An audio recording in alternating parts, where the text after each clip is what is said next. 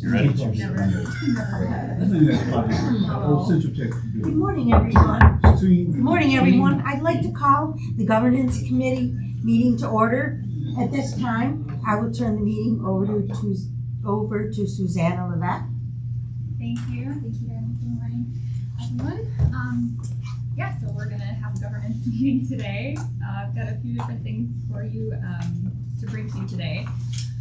You all received a copy of my report. The very first thing I want to go over today is the rules of conduct policy that I need a adoption for. Back in October last year, you all approved the updated CMRTA rules of conduct for transit vehicles and facilities. That rewrite was a rather lengthy process, but that particular document ended up superseding the 2015 version and replacing the need for a separate First Amendment activity policy. So combine everything into the rules of conduct for transit vehicles, facilities, and properties. Anybody on one of those properties or vehicles at any time, what the standards of conduct need to be.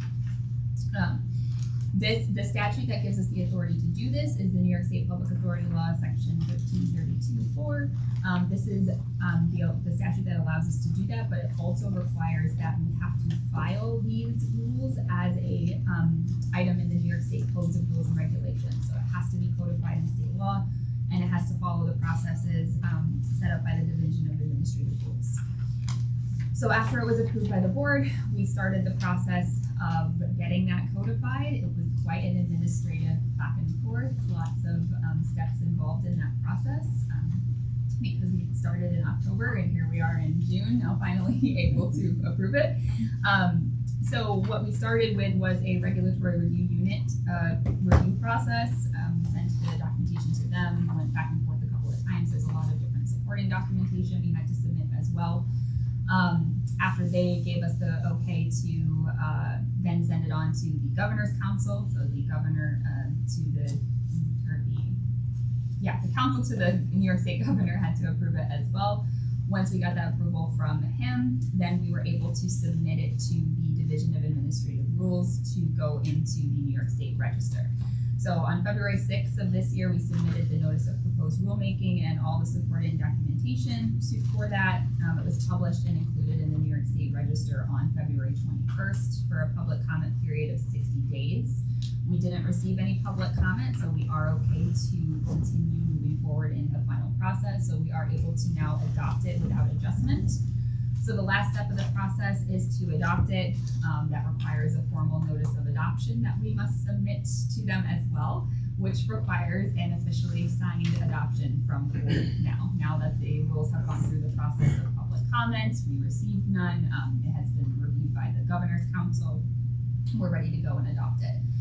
So once we complete the notice of adoption form, which will include the signed certification that I need from the board today, as long as we are submitting it by June 25th, which we will, the effective date will be the date that it's ultimately published in the state register, which will be July 10th. So submit it with the adoption form.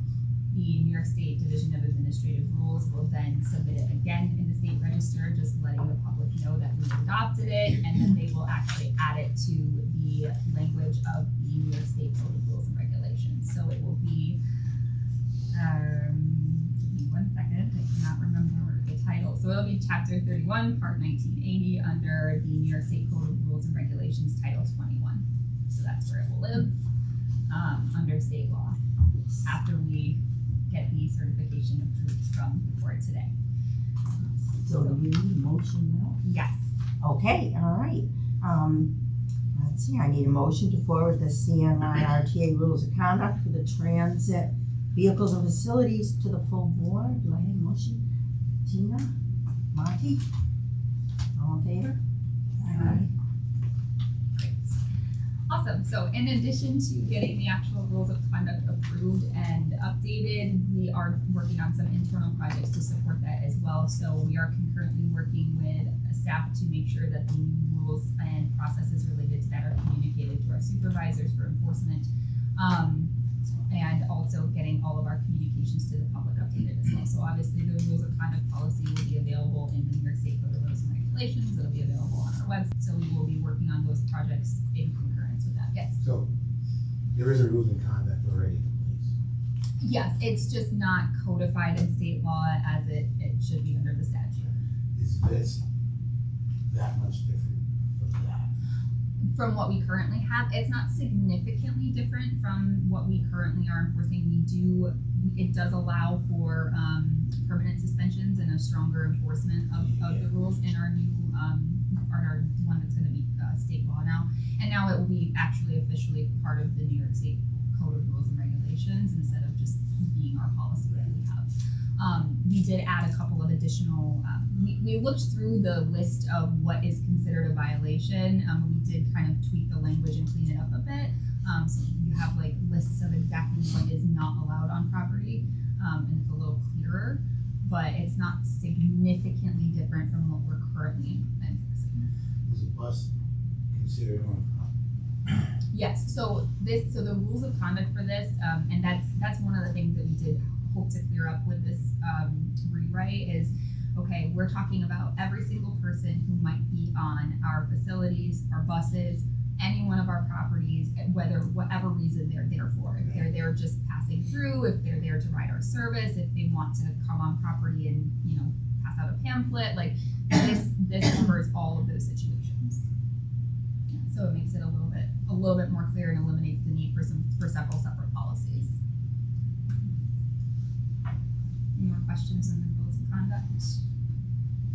No questions for Susanna? Perfect. Okay, so I have a couple more updates for you. Usually I'll bring this to you in the ANF in June because we normally do this in May, but we're in June. So I have the annual management report on internal control. We have to certify once a year to our system of internal control, and that we followed a process, that we reviewed our system of internal control, which we did. Happy to report there were no material exceptions under New York State Public Authority Law Section 2931. That's what requires us to have a system of internal control that's in line with standards, and provide an annual certification that we follow the process to review the system of internal control. So, and supporting activities. So the supporting activities to the system of internal control would be strategic planning and internal audit. Again, we're not required to have a specific internal audit function, but we do utilize some internal audit techniques when we're reviewing things under internal control. You all received a copy of the report. Again, the biggest thing with this report is that we haven't discovered any material deficiencies. Material exceptions would be, obviously more significant of an issue and significant of a discussion, but we have not discovered any material items. We're still reviewing items as they come up through the routine course of business. I am still in the process of working on developing an official review schedule, but one of the benefits of internal control is that we kind of are able to allocate our resources to the items that we need to at the time. So when things come up through the course of business, that's what we're kind of more focused on. And primarily the biggest focus for the last few years has been improving documentation uniformity and documentation reviews. Through that process, we are able to identify a lot of internal control items as well. We've made a lot of significant progress on documentation management, and in the next governance meeting, we'll have some more information on record retention policies as well. During the year, we look at, for the internal control report, we look at the different components of the COSO cube, so control environment, risk assessment, control activities themselves, information communication, and monitoring. So in monitoring, it's our internal monitoring, but also our external monitoring. So I do pay attention to and look at all of the exceptions that might have come through external audits that were conducted during the year as well.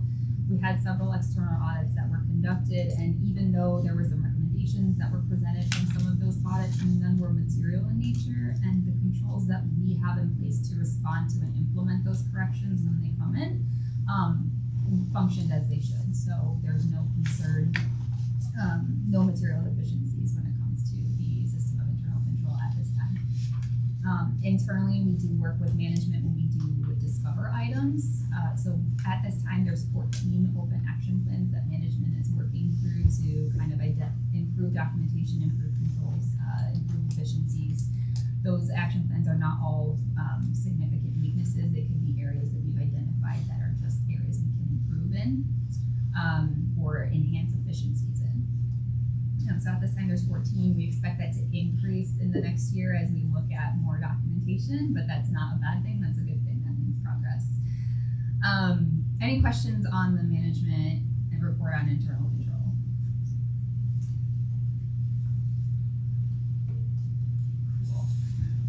Okay. Next report. I got a lot of reports for you guys today. I'm sorry. So next is the annual performance measurements report. This is a annual report that you have to review. It doesn't require any action, but we are required to under Public Authority Law Section 2824 and the ABO guidance or Authorities Budget Office guidance related to this item. You are required to review these every year. So we did. Currently, we use 14 measurements on the report. We measure items related to ridership, service efficiency, and operating performance to determine the effectiveness of if we're meeting our mission or not.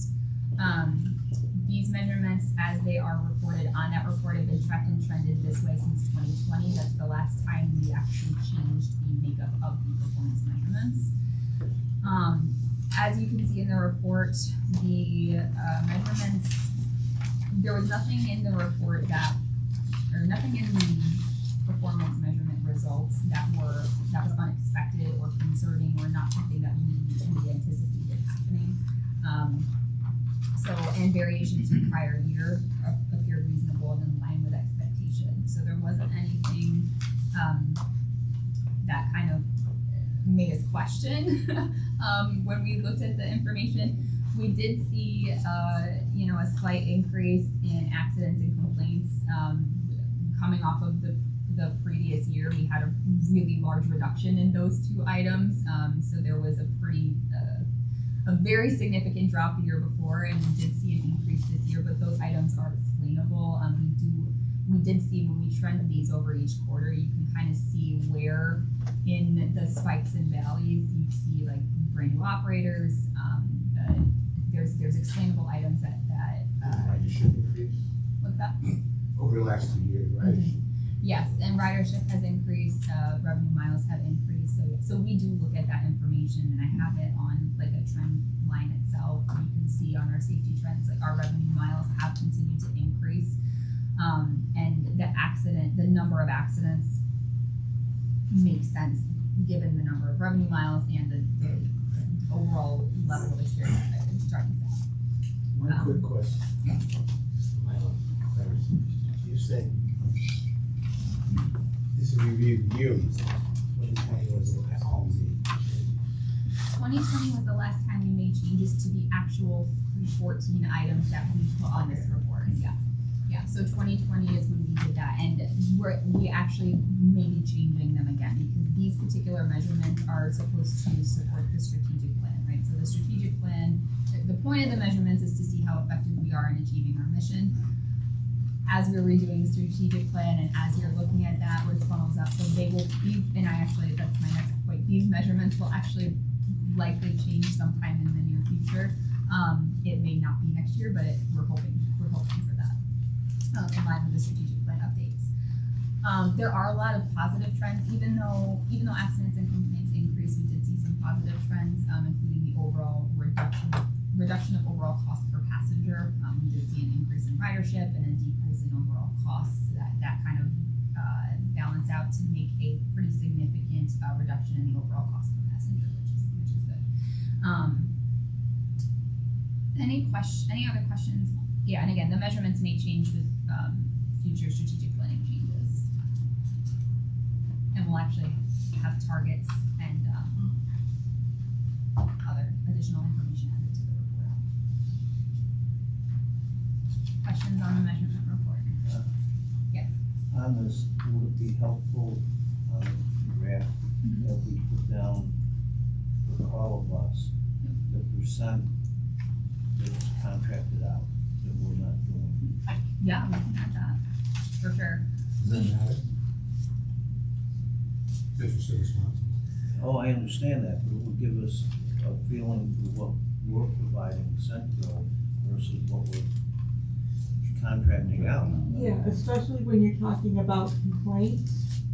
I think it would be a good thing to know how many complaints are our drivers Mm-hmm. and what do we need to do to restructure training and refreshers for these other people who represent Central who are not their employees. Yeah, we can definitely, the way that the data is pulled, I have the ability to look at that information. We can see complaints, we see complaints that are call bus related, and in that we are able to identify whether it was contracted or our service. So I actually have that information that we can pull. Yeah, I really think that would be helpful, not just to us in this room, but I think it would be helpful to the folks that call us. So, and also when we're putting out contracts, we know who the naughty ones are. Yeah, because we have that data as well. We could drill down to contracted and by contracted vendor as well. So we do have access to that information. Again, we can absolutely add these or change these however you would like. As far as the ridership allocation, we do have that. So for 2024, the ridership allocation for all of us was 30 and 70%. We were doing 30 internally, 70% was vendor service. One question. The drivers, central drivers call us, and the other call us, do they meet together sometime? We do refresher training with everybody, which we should be doing here in the next month or so. We have, Scheduled for July. yeah, and we have a supervisor that oversees both the contracted and the internal service. So, how frequent they commingle? It all depends on training and needs. You know, if they hire a new person or we have somebody new working on call of us, they'll commingle and train in that way. But so there is some crossover. And we do have all of that detail. We can definitely add it or put something together for that. Any other questions with the performance measures report?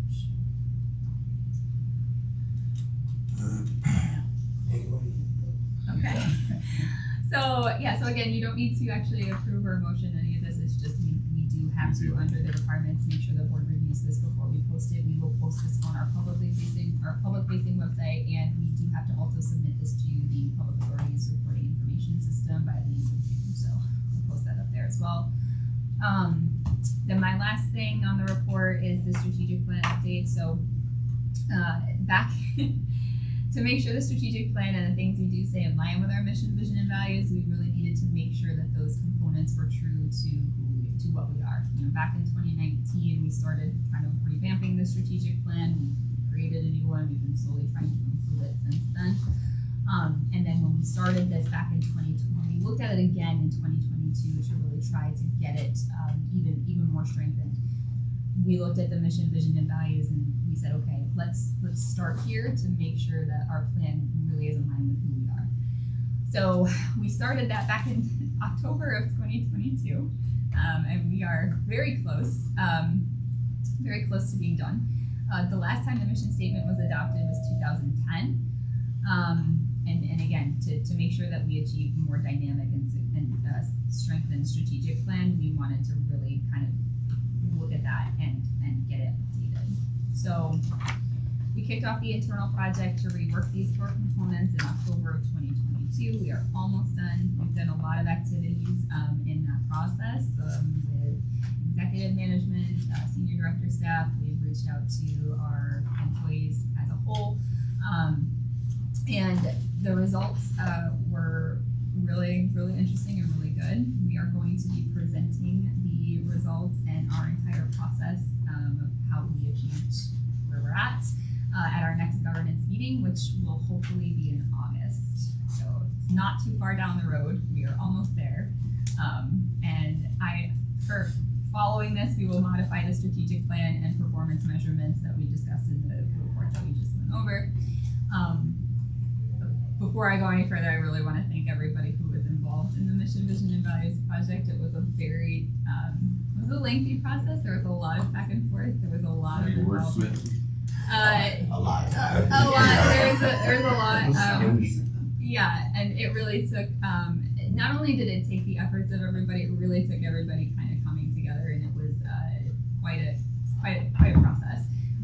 So everybody on the executive team, all the senior directors, everybody who was involved in that process, I really just want to thank you guys for that. I do also want to thank all of the employees who did complete the survey and did reach back out to be involved in the process. So we'll have more on that next governance meeting. When we do have that, we will need the board to actually adopt and approve the new mission, vision, and values before we go any further with that.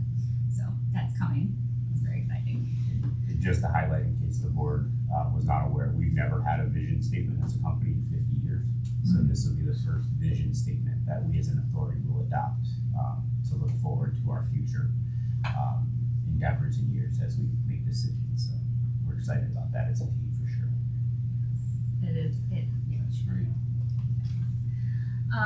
So that's all I have for you today as far as this report goes, but I just want to give you guys a couple of quick updates. So again, we'll have a next governance meeting in August. I know we don't normally have them so close together, but we have a lot of exciting things happening in the world of governance, so it's good. We have, obviously, next governance meeting, we're hoping to have the mission, vision, and values project ready to discuss and present, and then also we'll have a updated record retention policy. There are some things with that have been coming down the works that we're going to go over at our next governance meeting. That will require an adoption as well. And then I'll be bringing also an update on our RPM program to you at our next governance meeting. So any questions on any of the things that we went over today? It was cool. It's a lot of tedious work, you know. Good job. Thank you. I like it. Yeah. If you don't like that work, you ain't doing it. So, the passion definitely is there. It keeps me busy. It It's does. something different every day. I know It it's does. tedious, but it's interesting because It's I can be important. working on Yeah. you know, rules of conduct one day, and then I'm working on Oh, that's data great. trending, and then I'm Seem to be on top of it. It's a lot of stuff. Yeah. Yeah. And especially you gotta poke people that don't really wanna participate. You gotta poke them a little bit. That's That's good. that's my favorite part of the job. Yeah. Good. Very good. So we're good here. We're all set. That's all I Thank have you. for you guys. Thank you, Suzanne, for that informative and detailed information presentation. I know a lot. Mr. Chairman, that concludes Very good. the governance meeting. And it's all information, there'll be no action required. There's Very one good. action. There was There one. Oh, the first The one. first, yeah, Yeah. rules of conduct. Oh, kind of, okay, yeah. Gotcha. Gotcha, okay, we got it. Missed it. Awesome. Thank you. Okay. Let's take a few minutes break and we'll get ready to audit.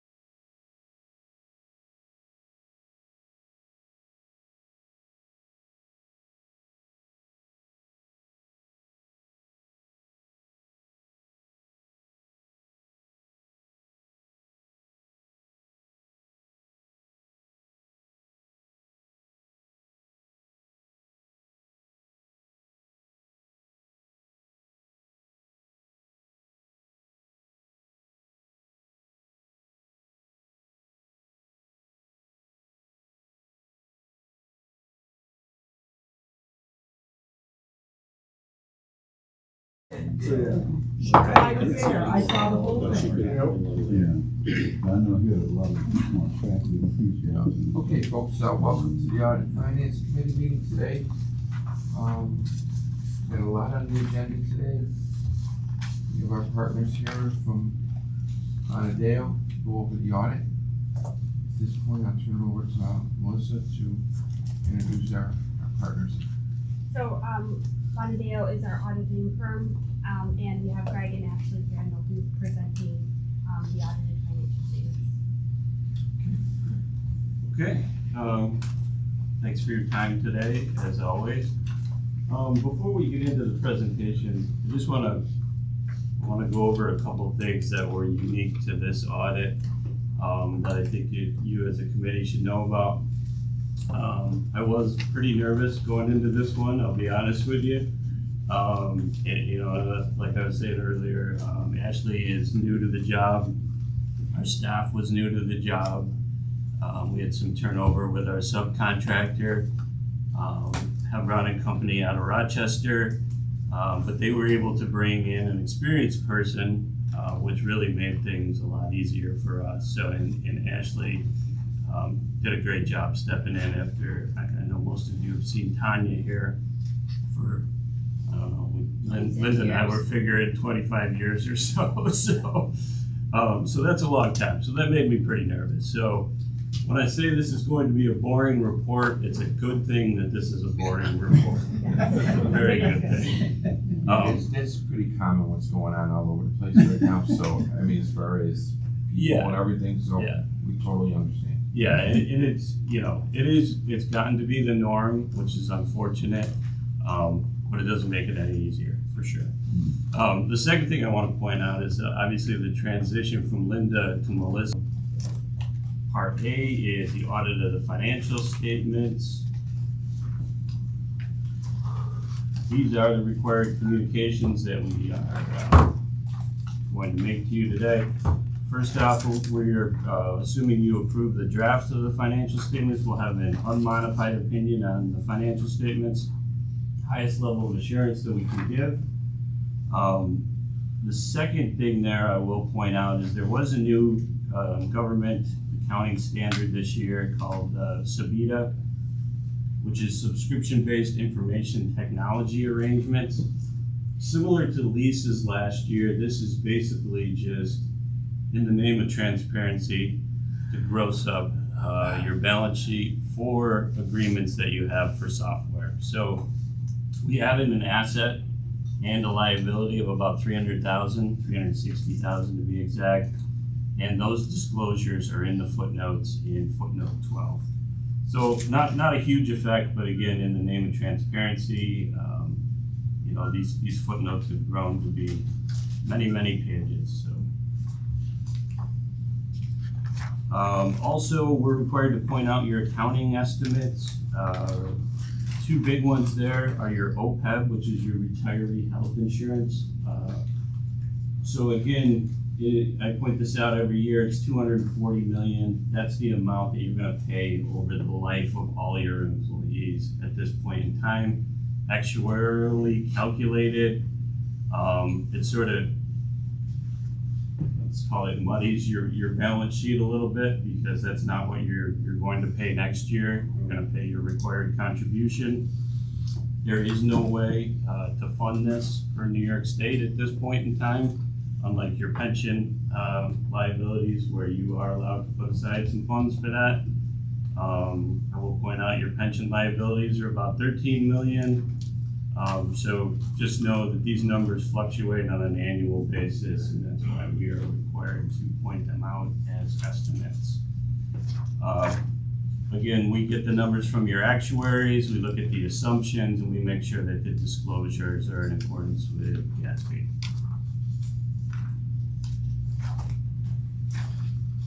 So this is the big one here is the bullet number 2. We did not identify any material adjustments, and there were no past adjustments. So as I've pointed out for several years now, the numbers that you looked at throughout the year are the numbers that appear in these financial statements. Again, you know, as a board, you should be very comfortable with that. if we show up here with 10 or 15 adjusting journal entries, you really start to have to question, what am I looking at during the year? And are we making decisions based on the right numbers? Not the case here, though. I'm assuming there were no disagreements with management. All right. Have to point it out, though.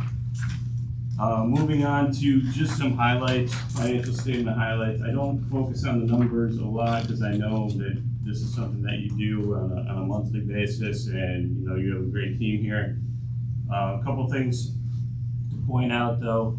The second bullet there, designated cash has increased, and designated investments has increased significantly. Partly because of the federal funding that you've received over the last couple of years, you've had the opportunity to put some money aside into your reserves. So those reserves are in footnote 3 for things like self-insurance, health insurance, cap projects, obviously for future obligations. So that's kind of over the past few years, that's something that, you really strengthened your balance sheet, let's call it. And again, a lot as a result of those federal funds, leading to bullet 3, receivables were down significantly as those stimulus funds start to wind down. We would expect to see that.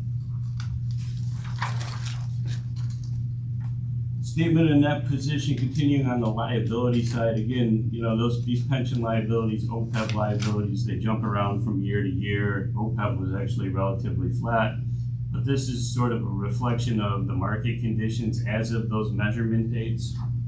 So those can move very quickly within months if you were to look at those, revalue those liabilities again. So we don't put a whole lot of stock in that. So the big takeaway from the statement in that position is that bottom number there, your current position is very strong, almost 59 million in current assets versus about 8 million in current liabilities. So obviously in good position to pay your bills at the end of the year, exactly where you want to be. All right, so what happened during the year? Operating revenues were relatively flat. Non-operating revenues, again, that federal grants going down about $6 million. The big thing here to point out is your investment earnings were about $1 million. Something we haven't seen in a long time with governments. Mostly T-bills, and the return on those is sort of through the roof at this point. We're probably at the top of that, but who knows? But I guess the message there is enjoy it while it lasts. Operating expenses down about 4 million, and again, somewhat affected by your OPEB and healthcare benefits, about $6 million. Bottom line increase of about $8 million versus 16 million in the prior year.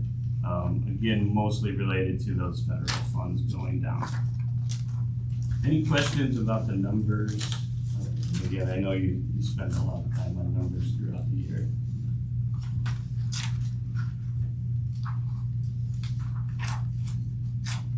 Okay, we'll move on to some more of our reports. The Yellow Book report, which is our look at internal controls over financial reporting. Happy to report no internal control findings here. And I think, this is a good time to point out that, again, when you have transition in positions and turnover, if you have good systems in place, good internal controls in place, that turnover doesn't cause the disruption that it might. Certainly, and I don't like to name names, but locally, some of my other local governments have had some turnover. And I mean, we wouldn't be here in 3 months if you didn't have good systems in place, so. I think that was all part of the plan, Chris, Linda, Melissa, about succession planning and the board. I think a lot of places don't want to spend the time or effort into succession planning. It's not a priority, and that's when the problems occur. Good planning, succession planning goes a long way. We've had a good succession planning for the past, since I've been here, like the fourth CFO. So it works. Absolutely. In terms of your uniform guidance report, which is the audit of major federal programs, no significant deficiencies there, no instances of non-compliance. So again, we're tracking at A+ here. Onto the next page, the program that we audited this year was the Federal Transit Cluster. I will point out that, you know, it's not gonna affect us here, but that the threshold is going up to $1 million for single audits. So if you're on other boards, you may see a change there. Low risk auditee, which is great. You guys have done your job, no findings. It means that we only have to audit 20% as opposed to 40%. The reality is that program is much more than 20%. So again, not a lot of effect there. Moving on to the New York State single audit, they require their own of their transportation funds. This is basically done in conjunction with the federal single audit. No significant deficiencies noted there. Unmodified opinion on those funds. Part D is the compliance with laws and regulations related to investments. So this year, you know, as we did last year, we actually had to look at this. In the past, we've always just said, hey, there's no investments, nothing to look at here. But again, you have a very limited choice of investments that you can make. Most of yours are in US T-bills, which again have been performing very well. But those are in compliance with those comptroller's investment guidelines. And then lastly, our GASB update, we're gonna give a little bit of a break next year. These two are not gonna have a lot of effect on us. And if there's a dollar amount, a value on that time. So if this place was to close and time that was due to the employees, they carry that as a liability because it's owed to the employees. And that fluctuates yearly based on employees resigning, retiring, employees coming. So there's a lot of movement with that, but it's probably fairly stable. And I think, you know, there's some nuances in there about if there's time that's going to be converted to, say, retiree health insurance, that would be excluded from that calculation. So, and again, I don't think that's going to be applicable here. So, hopefully, not a big deal. We need a little break from the GASB. Okay, that was the very quick overview, and again, you know, I personally am really happy with the way the audit went this year and being able to present this week without, you know, a lot of stress. I'm proud of Linda, Melissa, and their staff. There's thousands of transactions that go through this finance business office every year. A lot of moving parts, and I'm always proud of the audit we get because, you know, auditors are there to do their due diligence, and we once again have had a successful financial audit. Thank you.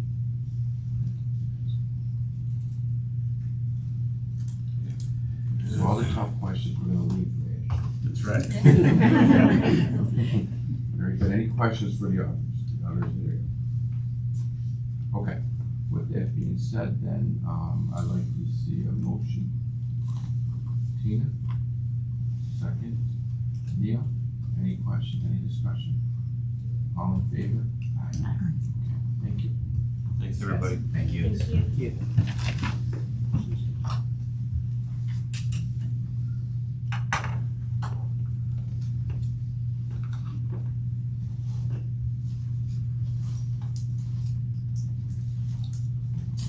Okay, we're gonna be moving on here. Melissa is gonna talk to us, let me see here.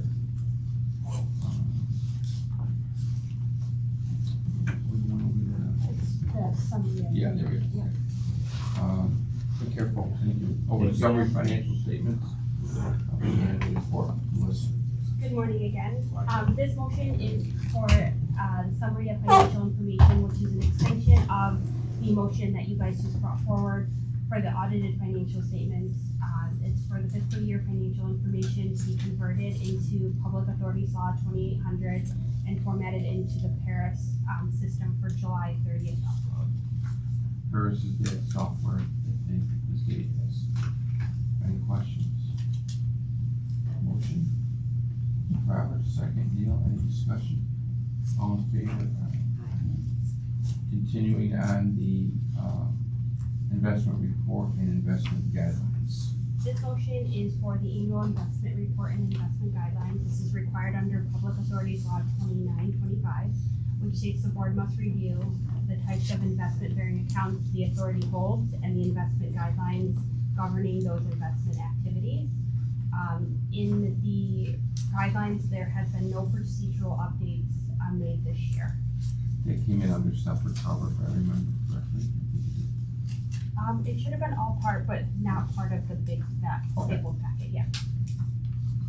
And as we stated this year, I know, Linda and Melissa were fairly aggressive, and that number from investments was 7 figures, which was very impressive. Any questions? Then I have a motion. Okay, Darlene, second, Julius, any discussion? All in favor?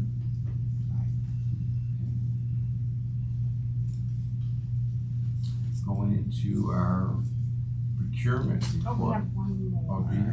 Yeah, for the disposition of property. Disposition. Okay, disposition of property. So this motion is the guidelines regarding the disposition of property. This is required to be reviewed and any revised necessary changes be made on an annual basis. The guideline for the disposition of property was reviewed by management and no procedural updates were made this year.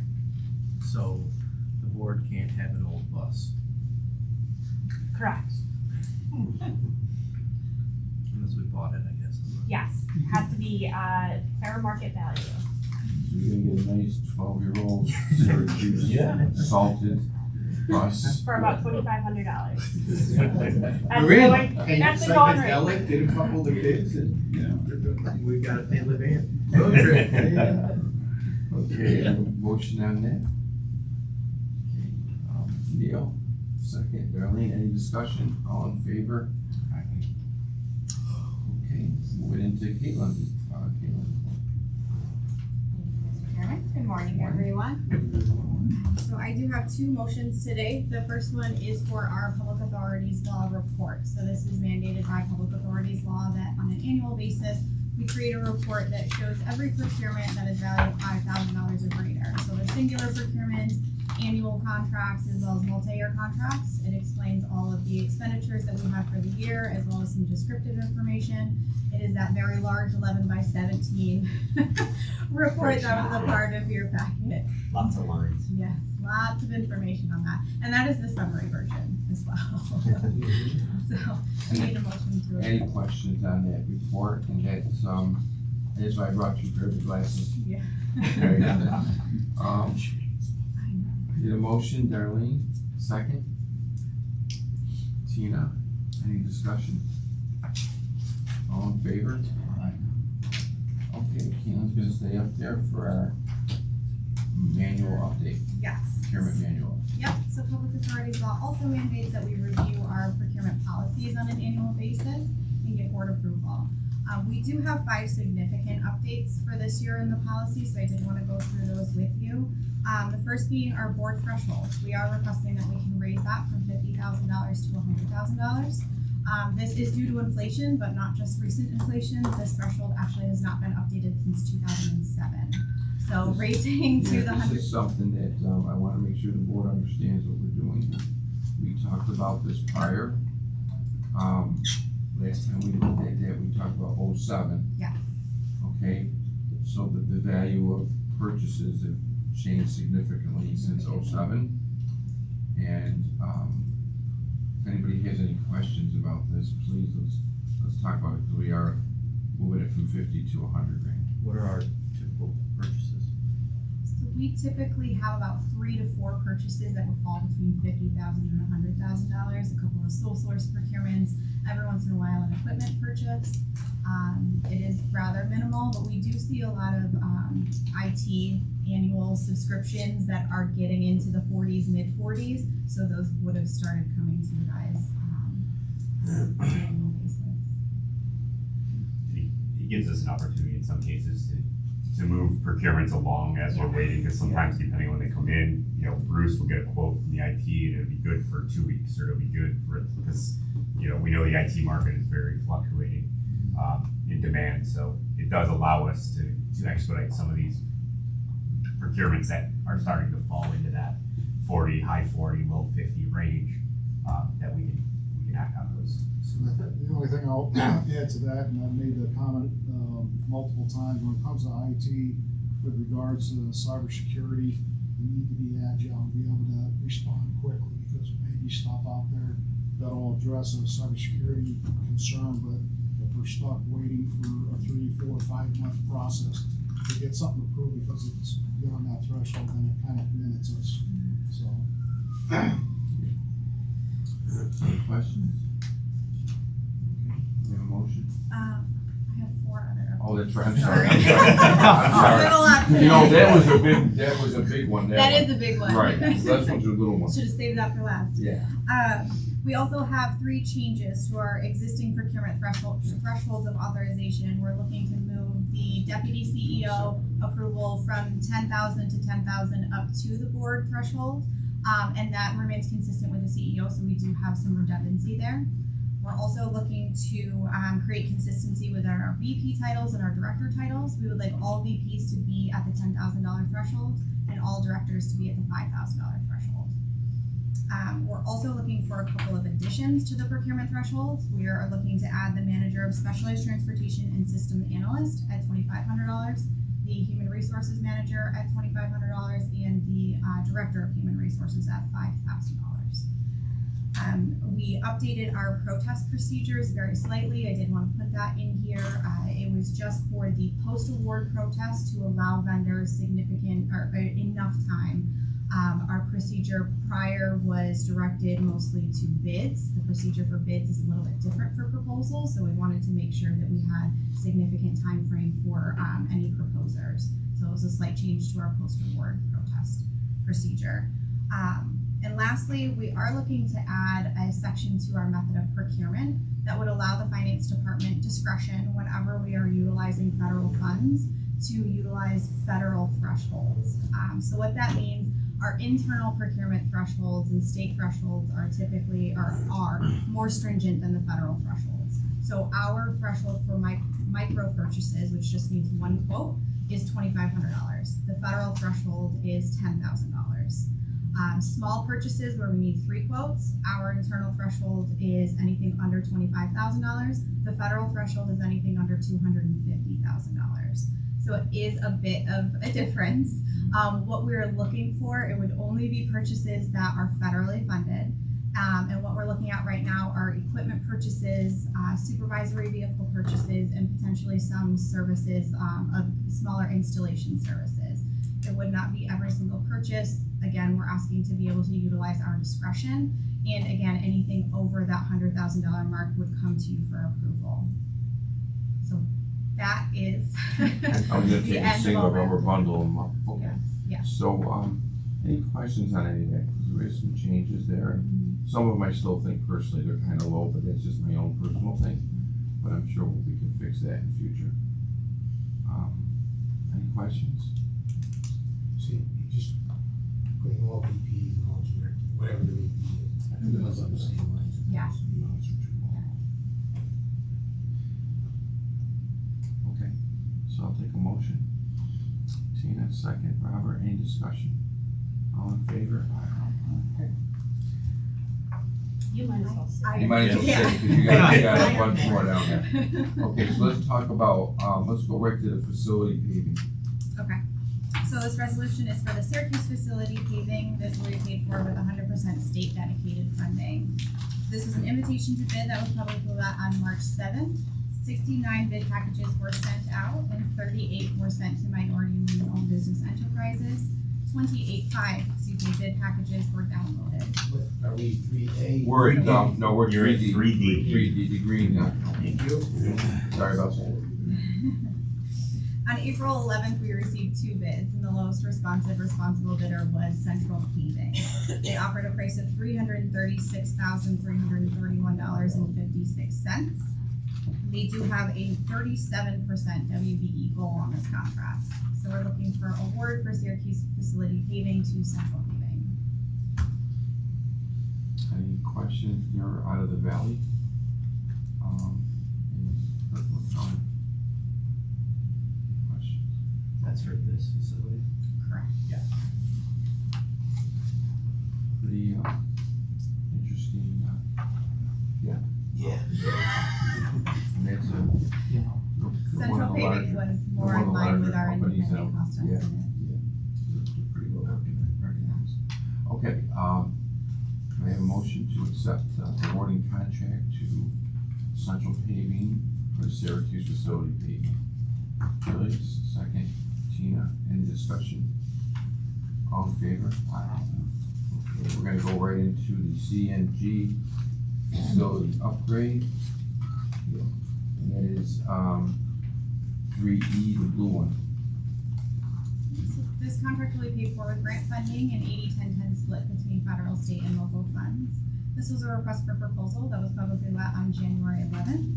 We sent out 11 proposal packages, 17 proposal packages were downloaded. We received 2 proposals on March 5th, and the evaluation committee determined that Trillium was the most advantageous proposal. They offered a price of $4,993,720. We're looking for award to Trillium for the CNG upgrade. Why? There was. There's Go a ahead. vote. Yeah, No, we reason. they were well prepared for this. Go ahead.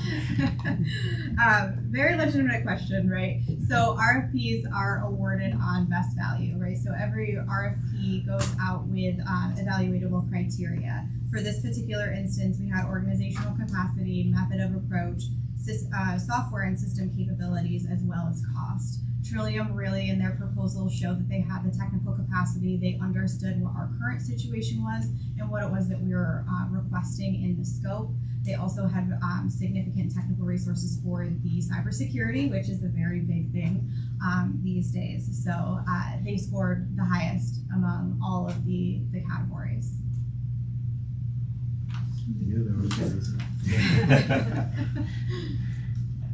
Yeah, any other questions here, because it's sometimes, you know, with professional services, sometimes it lands in a different place. Okay, may I have a motion, please, to award contract to Trillium? Okay, Luella, Tina, second, any discussion? All in favor? Okay, we're gonna move into, We got one more. yeah, we got micro transit software purchase. Yes. Okay, and that's going to be, 3F, the kinda, Off-white. yeah, off-white paper. So this is an amendment to our existing microtransit software purchase that was brought to you all back in November to purchase the software that would be supporting our microtransit on-demand service out in Rome. That contract did have options that we could add on at a later date. So we are looking to move forward with adding the software onto our paratransit fleet. That would change the contract from supporting 4 vehicles to 47 vehicles. That contract is with Via Mobility. They gave us pricing of $11,575 per month for all 47 vehicles, with an estimated 5-year total of $782,438.96. So we're requesting approval to move forward with amendment number 1 on this contract with Via. Okay, any questions? This is, to award contract to Via Mobility, 5-year contract of totaling $782 plus. May I have a motion? Tina, second. She was waiting for that. I was going slow, but I knew Tina was ahead of me. Second, Julia, any discussion? All in favor?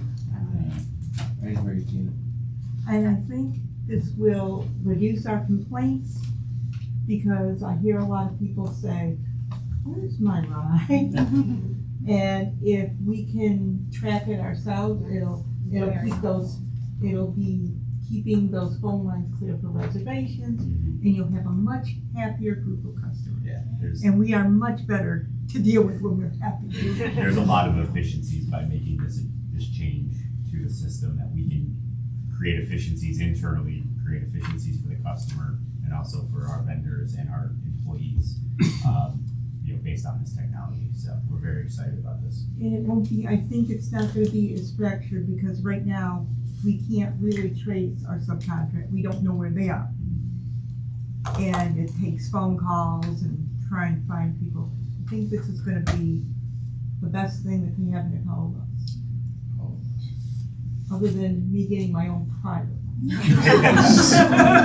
We're still working on Next it. year. Next year? It won't be in Washington, I'll say that much. Okay, good job, very good job.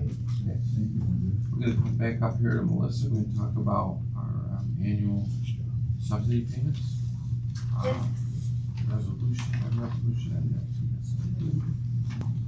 okay, Melissa, go right ahead, we'll follow.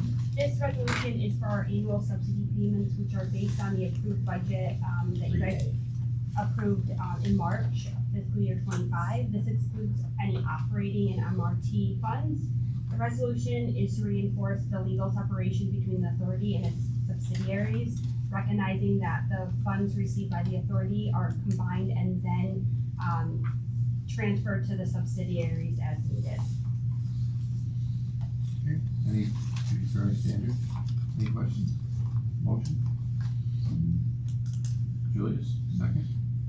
Tina, any discussion? All in favor? Aye. Okay, now we're gonna go into our, treasury management signing. This motion is for the M&T Treasury Management Signer. This request is naming myself, Melissa Brim, as the M&T Treasury Management Signer, replacing Linda Beata's name. Okay, any, questions? Same number of signers, right? You're just Yeah, taking over. so, yeah, You earned it. thank you. Motion, Leah, second, I'm Darlene. Any discussion?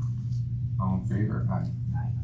And also, authorization, global administrator, Melissa.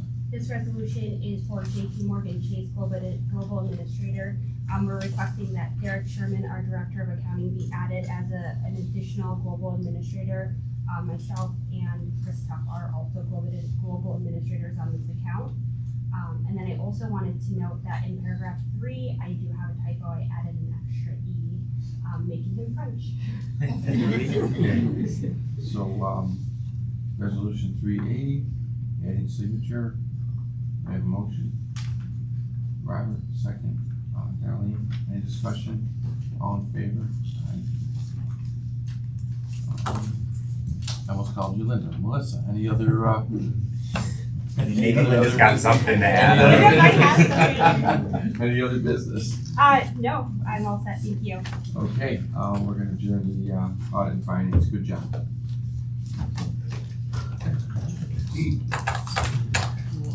You have 3 minutes.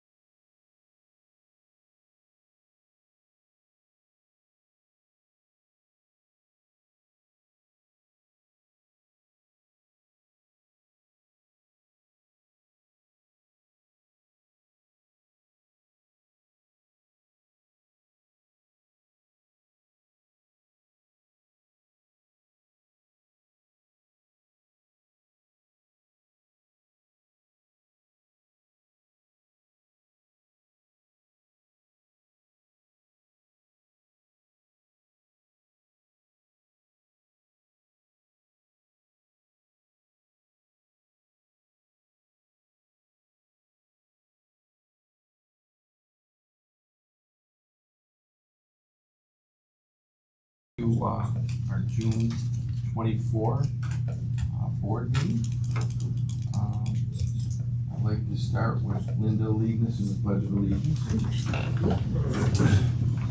Maybe Phil, you're often. I pledge Allegiance to the flag of the United States of America, and to the republic for which it stands, one nation, under God, indivisible, with liberty and justice for all. Okay, we have a quorum present. Our next meeting is July 26th. We have a pension committee meeting at 9 o'clock. We'll have our actuarial firm will be here to present. Audit and Finance Committee will be at 10. Board meeting will be at 10:30. May I have a motion to approve the regular minutes of May 17th? Julius, second. Neil, any discussion? All in favor? Aye. Okay, this is one of the nicest things that in my job that I have to do is talk about retirees, but what I'm seeing lately though, a lot of retirees are coming forward. You know, so they trailblazed a little bit for Mike and Linda. So I'd first like to recognize a phenomenal employee here, Mike Hyde. Mike joined the maintenance department of Central Syracuse facility on May 22nd, 1989. Think about where you were in 1989. If you were even on this earth for some reason. As a bus relayer and servicer. Over the next 35 years, Mike took on additional responsibilities in his roles as a technician, backup foreman, and most recently as a foreman. He continuously proved himself to be a valuable member of the maintenance team by completing a variety of tasks ranging from PMs, brake jobs, suspension repairs, transmission, radiator rebuilds, engine overhauls, tune-ups, and helping to troubleshoot various mechanical systems. So if anybody needs a handyman, maybe in retirement, he can help you out because those are pretty great jobs. Throughout his career with Central, Mike's name has often been referenced both internally and externally by individuals who have had the opportunity to work directly with Mike. Not only is he highly regarded by his co-workers, but numerous vendors have also shared the praise of Mike's knowledge and his ability with the maintenance management team. To say that Mike has made a significant impact and a difference at Central and that he will be missed by many is putting it mildly. Mike could always be counted on to report to work as scheduled, conduct himself in a professional manner, and to train and work with new mechanics by teaching them all the tricks of the trade based on his experience. Over the years, I've been here a long time, and your name has surfaced with different discussions from different directors, VPs, CEOs, etc. So you're doing it right. On June 1st of 24, following a 35-year career with Central, Mike closed the toolbox for the final time, following his decision to retire and spend time with his wife. Mike, we would like to thank you for your many years of service, professionalism, commitment. Commitment is when I see something like this, is you're committed. We are proud to have had you as a member of our maintenance team, and we wish to congratulate you on a great retirement with your family and friends.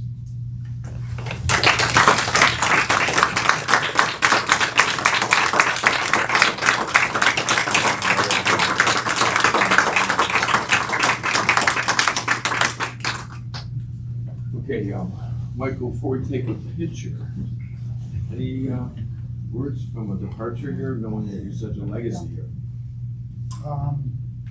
Just thank you. We got it, perfect. All right, here we go then. 1, 2, and Wait, hold on a second, we take these off. all right, here we go. Ready? 1, 2, and 3.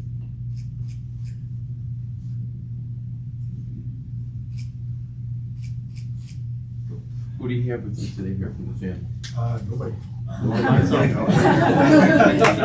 Okay, thank you so much. And, Nick, we're all his family. that's what I wanted to hear, thank you, but thank you, really, I mean, you're, the talent that you have, I don't even know if it's going to the next generation, so, I mean, it's amazing, it's amazing what you've done with, just your knowledge. It's great, thank you so much. Thank you.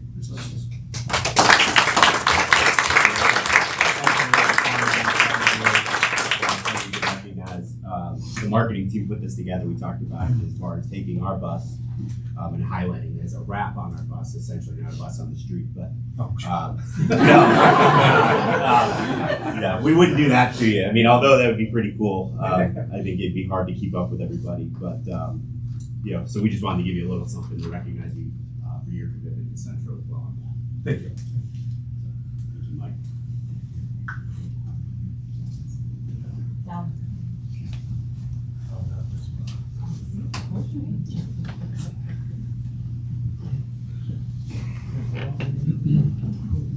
Oh, thank you. Okay, the next individual that we're gonna honor, I've worked very, very closely with over the years. And, Linda Beata. She'll be retiring effective June 1st of this year. She's been with Central since November 6th, 97, so about 26.5 years of service. Linda joined Central's Finance Department in a full-time permanent role in November of 97, accepting the position of Accounts Receivable Clerk. This is something that's interesting, like if it was Mike or Linda, just see how people grow with a good company like this because of their commitment. Accounts Receivable Clerk just joined the team. Linda had several additional positions, including Senior Accountant, Manager of Accounting, Director of Accounting, and most recently, Vice President of Finance. In her most recent role as Vice President of Finance, a position she assumed in April of 2020. I'll come back to that in a minute, because remember, April of 2020, Linda was responsible for ensuring that Central's financial interests were safeguarded and that the financial needs were communicated to the Chief Executive Officer of the Board of Directors. She was also responsible for overseeing and managing activities associated with the accounting, grants, procurement, payroll, revenue, collections, and storeroom departments.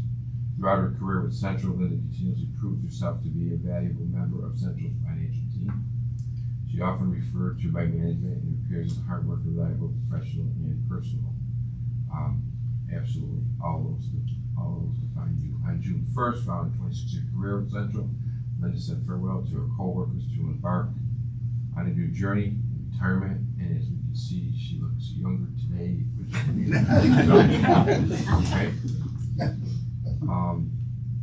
You know, the one thing, if we go back a minute, in April of 2020, okay, we're here, the world's in a mess, okay? And now we have to make a change with a CFO. That was a time that was concerning to me. Linda stepped right up and just looked forward. She looked forward, stepped up. I got this, Nick. She did it. You know, first thing I always say, I need your cell number. Okay, I told Melissa this the other day. Because you know, at times, being in a position with myself as chairman of audit and finance, I talk to the CFO on a frequent basis to make sure I understand what the authority is doing, and I would either meet here physically or over a call or Zoom or something to make sure I understand the agenda.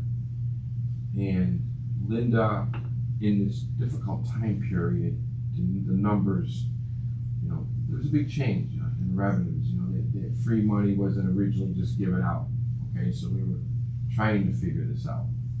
But she was steady, calm. She quickly learned as inflation grew and interest rates go up. I think she got obsessed a little bit with the trying to make sure the department was investing the money. And you know, she'd show me these reports like we talked about today.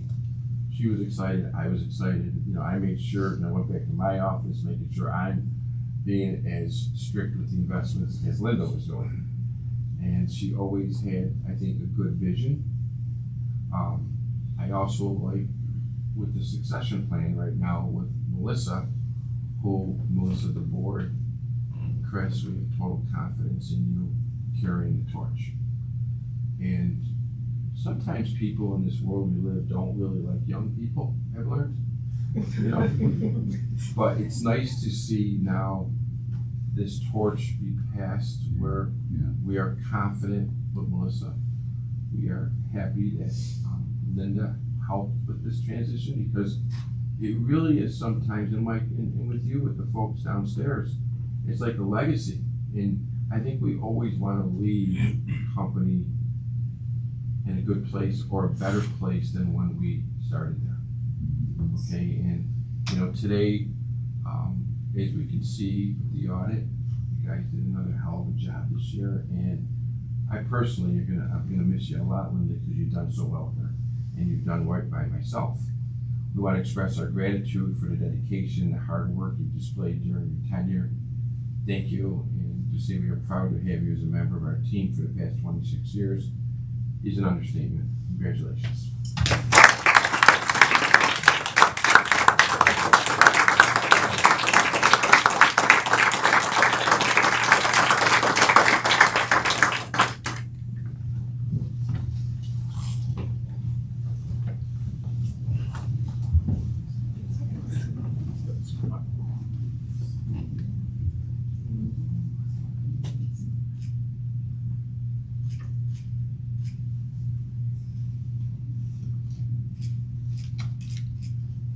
And any words for, I know, a little farewell, not business here for a change? I do. You took some of my words that I had written down here and already expressed it, but it is kind of strange addressing everybody in this manner. I would just want to thank you, Nick, too, for all your support and guidance over the years. Much appreciated. You're a great mentor, leader. Same to this board of directors. This is the best board of members we've had in the 26 years of my employment. I think most of the people here could say the same. Most interesting and most entertaining. Thank you for all your support over the years as well. Thank you to Bill for your support as well. I know it hasn't been easy with me. And to the executive team, Deputy CEO Christopher, thank you so much for all your support as well. I started here in 1997. Things were very different here at Centro then. It needed a lot of changes, and you know, I started with Jackie and Steve Cagle. We all started here at the same time. It was very different. It's very different now. As you said, you know, you always want everything to be better than when you first started, and I think we've accomplished that together. I know there's a lot of exciting things going on in the future, and I wish the best to all of you.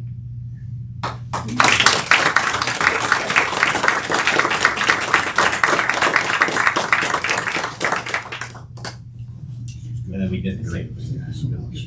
It's a new pattern new thing going forward for all of us. Oh, I love it. Congratulations.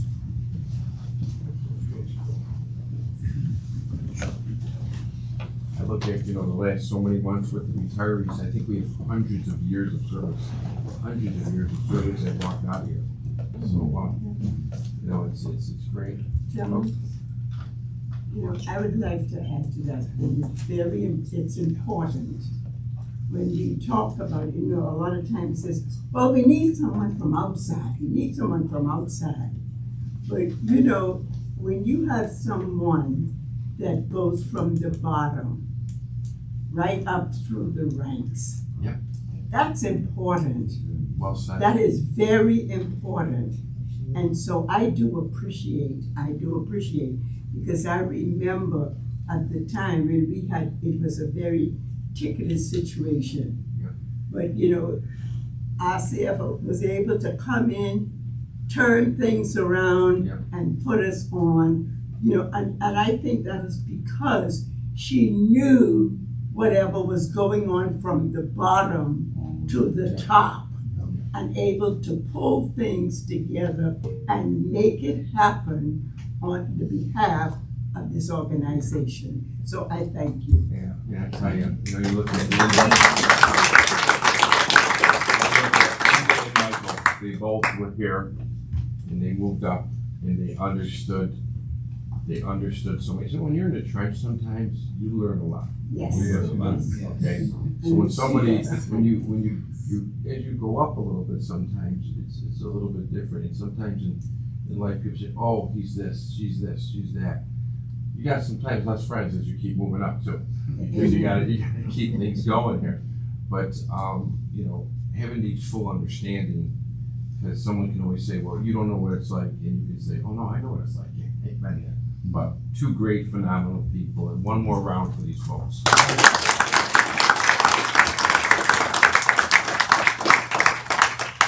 Okay, I don't know if I'm happy or I'm gonna cry, but we're gonna keep moving here. Chris. Thank you, Mr. Chairman. Good morning, members of the board. I know I wasn't here in the month of May, and I appreciate the opportunity to not be here for a leadership training down at West Point. It was very informative. Look forward to taking some of those skills I learned to bring them here to Centro. But catching up in June, as we see, we did do some COVID drawdowns in April and May.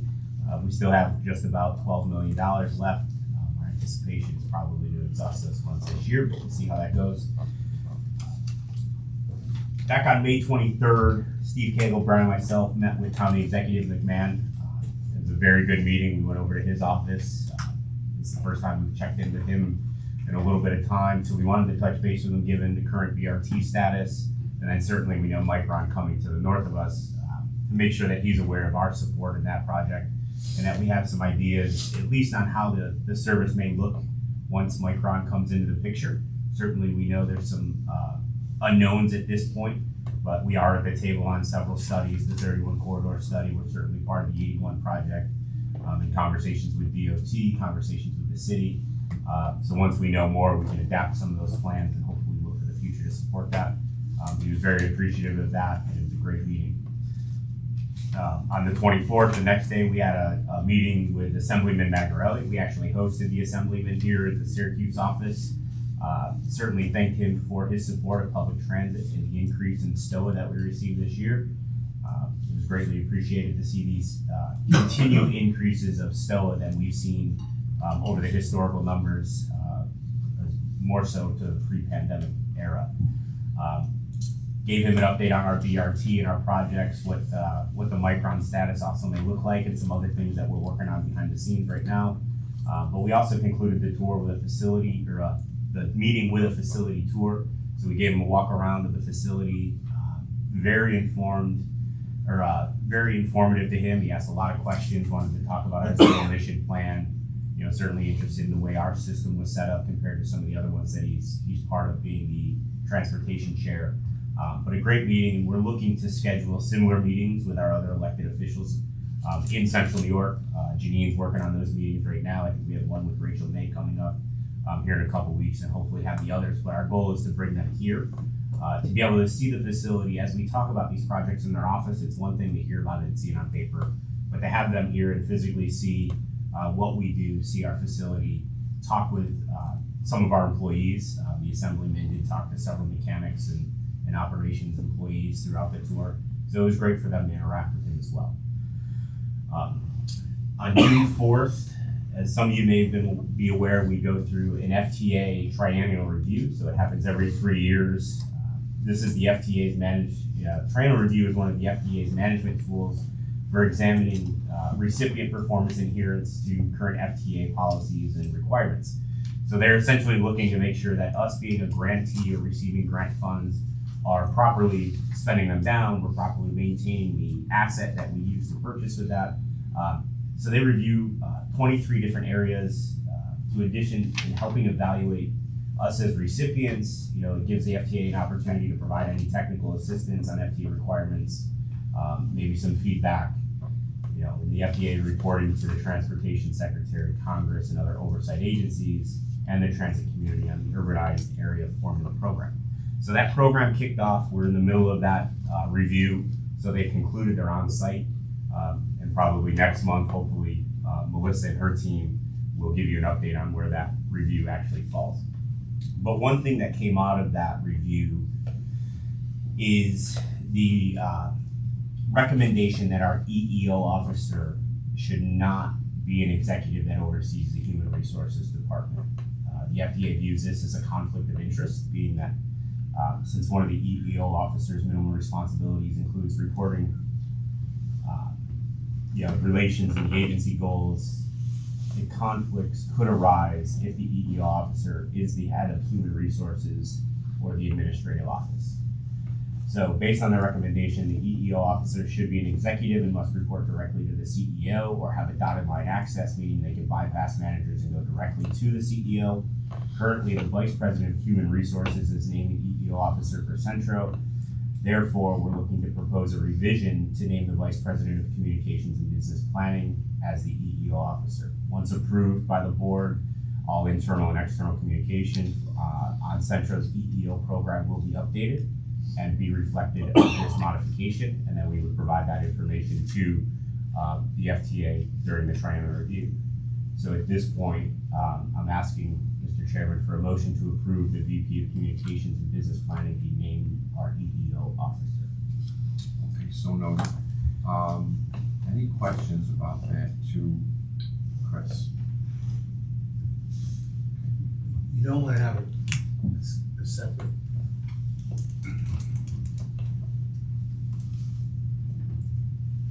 I think I had to say it. I think I know what you're saying. Do you want somebody outside of the executive team?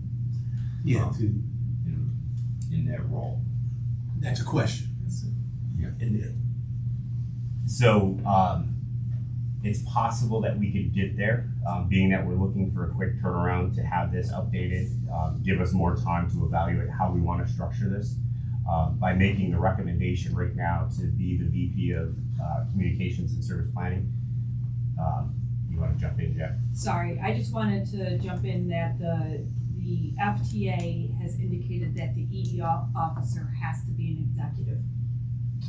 That's in their regulations or their rulings. So that's why we looked at appointing a different executive in charge of that. That kind of. Yeah. Yeah. In part of their. And they have to have a direct line to the CEO, but. Say it again? So they need to be able to report right to. Just that CEO, already. Correct. And they have to be an executive. So looking at the individuals that are currently part of the executive team, the opportunity to do this, but also, the VP of Communication and Business Planning, they do a lot of our equity analysis. They adhere to all of our Title VI policies. So there's a lot of information that they do in gathering, because there is some reporting that we have to report on and things like that as part of this compliance piece. So right now we feel that that's an opportunity. So Paula Catrone, who's here, is going to assist that and kind of lead that project management as the compliance piece. She is responsible for all of our Title VI reports that we do for equity analysis purposes, and I'm sure you guys have seen over the years, they've evolved and they've become more robust, very informative. So we're looking at her expertise in that data and that compliance piece to help build on this EEO program as well.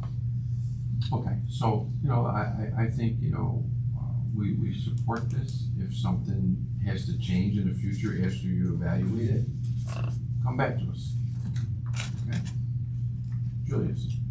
Also, Chris, you probably talked about, just want to thank Central for participating in the TNT program. They did an excellent report and got a lot of good response from the community people about the call of us in other areas that Central participated in. Chris indicated to me that we will try to participate in other TNT areas around the city and stuff like that. And I think that's so important for the community, to inform the community what Central is doing, the changes that has been made and continue to be made. Well noted, Julius. Okay, so there's a motion on the table from Chris. I have Luella move it, Tina second. Any discussion? All in favor? Aye. Two quick updates, just for the board, quick. Last week on June 14th, the governor was in town. I was invited to the event at PSLA Fowler to announce the $100 million transformation of the former Syracuse Development Center over by Gifford Zoo up off of Wilbur Ave. So, the demolition is underway of a 47-acre site, pretty much as we speak, to hopefully redevelop that into a mixed-use property. We're certainly excited to see where that goes as part of the development in the city and how we may be able to support that over time. And then also, last weekend on the 15th, and then of course this weekend we're participating in several community events. So last Saturday was the Juneteenth parade that we were part of. I, along with several staff and their family members, walked in that parade. It was a great walk, and it's great to see that participation in that event is continuing to grow as the event continues to grow. And then this weekend we are participating in the Pride Festival in Inner Harbor. Operations is running a shuttle bus for the parking lot shuttle to the grounds from Solar Street over to the Inner Harbor. So we're excited to continue to support the community as we work through these processes. And as far as my report, that concludes my report. Are there any questions on anything from the report? Do you want to mention about the court? So for staff reports, Bruce. Good morning, everyone. Just a few updates, so this should be relatively quick. The success of our Microsoft Management Server project and the ability to automate a lot of processes. We've started the initial planning stage of Windows 11 rollout. Looking at the numbers this morning, we have about 145 systems to upgrade.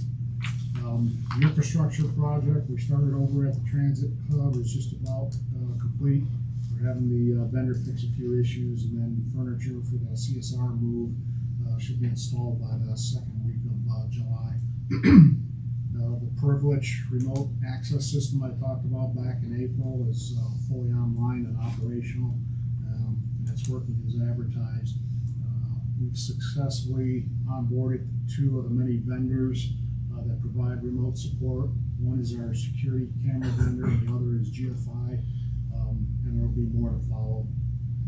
Yesterday, myself and someone on the B&G team, we had a meeting with CNS, the engineering firm that Central uses to discuss the project for updating building drawings. Their field work is starting next week, and with an estimated completion date in September. And the reason I was in on that meeting, once that is done and completed, our plan is to reinitiate our wireless network upgrade. It's been something that's been in the works for quite some time. One last final note, like I said, this will be quick. Stay vigilant in what you do online, both personally and professionally. The stuff I'm seeing daily is crazy. The hackers are relentless, and they're always looking for ways to break into our systems. Had a Central employee send me an email yesterday telling me how she had to cancel service appointment with her auto dealer because they've been hacked into and they couldn't access their systems. And I guess it's a lot of car dealerships out there that are having this problem, so be safe out there. Right, and I think you're dealing with the AI system, because I know the bank right now dealing with that hackers. It's a never-ending battle out there. With that, that's all I got. Unless anyone here has any questions for me? Maybe life was easier without technology. Yeah. We all know we can't. Well, he's secure. Yeah, right. Paper and pencil. Okay, that was a great update. Thank you. Thanks, Bruce. Raman?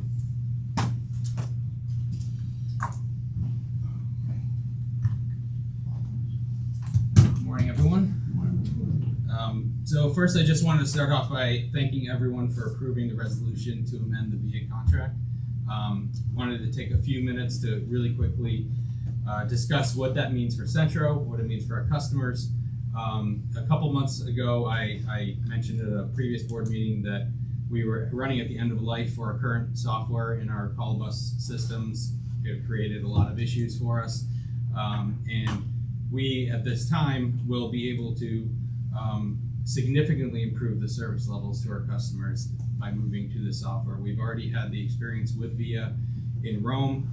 It's been a great experience, not only working with VIA, but also to our customers, the ease of use, and to our drivers as well.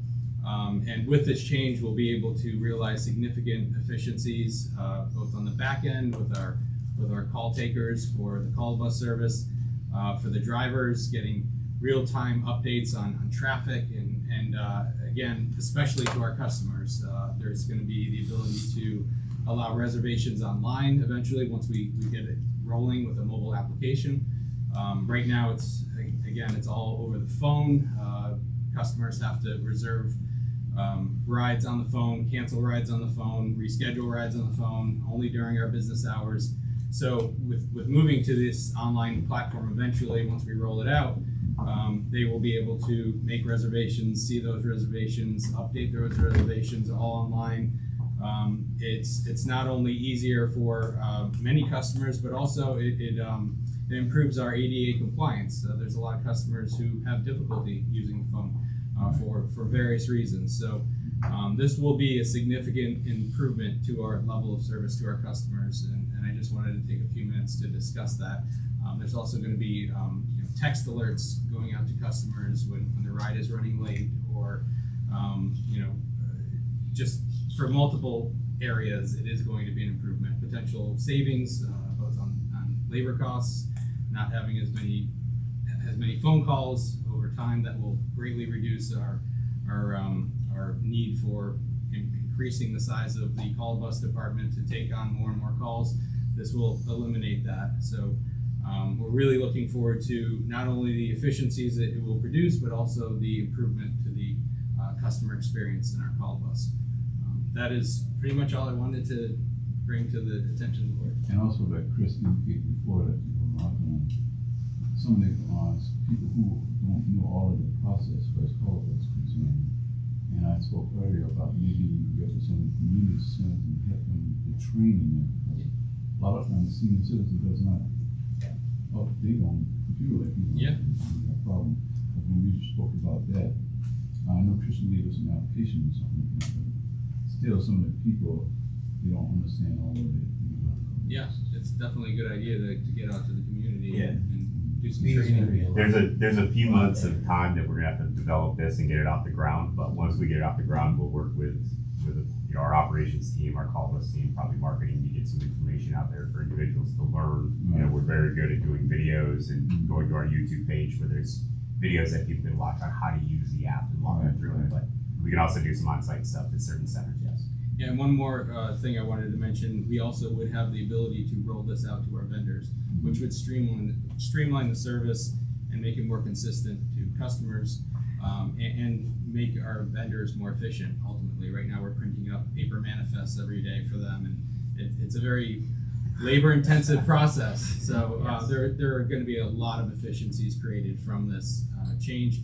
And one last thing I'll mention, this actually gives us the capability to further expand, if we determine we want to, some of our on-demand services. It really puts that capability in the system. So How long for as soon as possible. That's the answer. I mean, we're literally going to get rolling on it right now. So. Yeah. And call me if you want somebody to test it. We'll do that. So happy. And that concludes my report. Very good, good job. Thank you.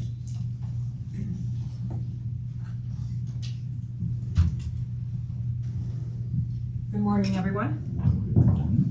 I have a very brief report. As Susanna alluded to it in her governance committee meeting, we currently have a very young and inexperienced driving workforce right now. 37% of our full-time drivers have less than 2 years of experience, and 51% have less than 5 years of experience. Say it again. 37% have less than 2 years of experience, and 51% have less than 5 years of experience out of our full-time driver staff. So we're looking at taking more proactive approaches to help combat this. One of the approaches, obviously, with the training staff has been to look at implementing a mentorship program, which would be our senior drivers kind of taking hold of our inexperienced drivers, having them for about a year, and the availability to help train them, answer any questions, lead them and be their mentor, basically is what we're looking at. We started discussions with the union over the past couple months to to get this into place. We're hoping, I mean, the union is on board with this. They agree with the whole premises of it and think that it would definitely assist the company as a whole. The other thing that we started doing in our training department is we started to create memos on safety to remind drivers of certain safety aspects to look forward to or to look at. Even our older drivers need those reminders every so often. Our first safety report or reminder went out about the crosswalks. Just slowing down, be cognizant of people, really watching out there and take defensive driving, use your defensive driving skills. This is something that we are going to be doing every few months, getting out to drivers and any maintenance staff in that. So those are the two ideas that we're working on right now, and that would conclude my report unless anybody has questions. This may not be part of your report, but I think it's similar to the new drivers that are coming in. They have a 401k plan, right? Yes, they do.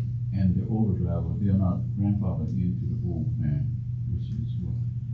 Oh, our defined benefit plan? Right. Yeah, that's been since 2011.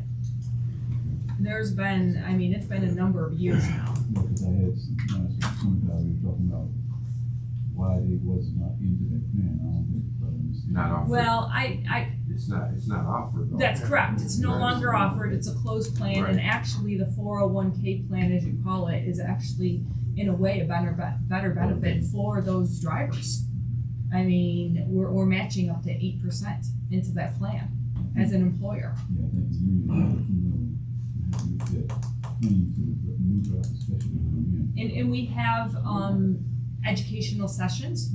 We educate them when the new operators come in. We have an education session that we provide to those drivers. And also Melissa's team has been bringing in like JP Morgan to come in and discuss those financial planning aspects to them. Jackie, why don't you also explain to Julius what we went from to where we are 8% now? There's been a couple bumps for the match. Oh yes, we started with 3%. So every driver still has to at least put in a minimum of 3%, and we used to match at 3%. That's when we first started it. It went to 5%. I don't remember the timeline that it took place, Nick. And then we increased it to 6%, and now we're up to 8% for the match. It's kind of similar from the tier 4 to the tier 6 pension with the state of New York.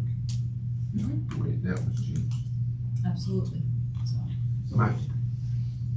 Question, so when you say you're gonna get, what, I forgot how the review out to your drivers A memo, like a safety memo, yes. So one of my other lifetimes, the profession that I do, they send stuff out to us 3 times a month. It's video. You view, they look at it, you view it, give your thoughts on it, and it's just kind of keeping you fresh. You're not being graded on it. It's just more for your knowledge, and there's probably 100 other opinions out there coming. So and it tells you 8% for this, 20% for this, and it kind of goes into it. Again, more as a refresher.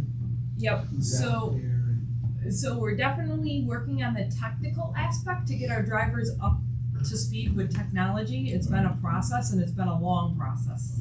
So unfortunately at this point, I would love to do these communications via email. Yes. But not all the drivers check their email. Some drivers don't even know how to get onto our email system. So we're Send it to their personal email. we're taking baby steps here. Okay. And again, it's just Well, I think the big thing is to make sure the employees do their paperwork to get into the thing as soon as possible. Oh, for that, yes. Oh, yes, that's why we have the onboarding, so. Side note, I did see Rick, he is coming. Okay, He good. he was really sick. Oh, I'm sorry to hear that. Yeah, and he had good rundown. But I talked to him and see him, he goes, no, I'm coming back, don't worry. And I said, well, who are you bringing with you? And he told me I'm working on that, so, Okay, alright, so, perfect. veteran driver. That's great. Yes. Perfect. Any other questions? Yes. You know, and I am very much in agreement with the Manchester drivers. Because recently I have been riding the bus, and a lot of the new drivers, it's almost like you have to, you know. Hold on. I know what you're getting at. Well, a part of that is the roads in the city. No, no, no.